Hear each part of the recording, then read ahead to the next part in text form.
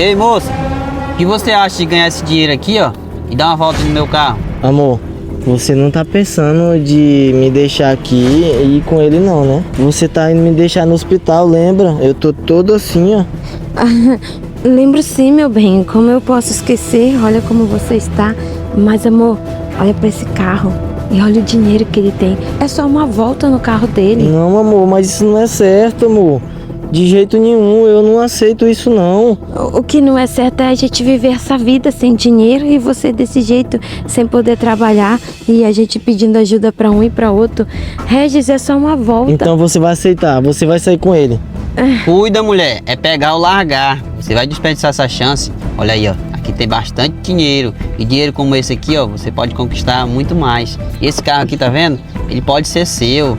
Larga esse cara aí, parece que ele não tem nada pra te oferecer. E olha o estado que ele tá aí. Então bora, mulher, não desperdiça essa chance não.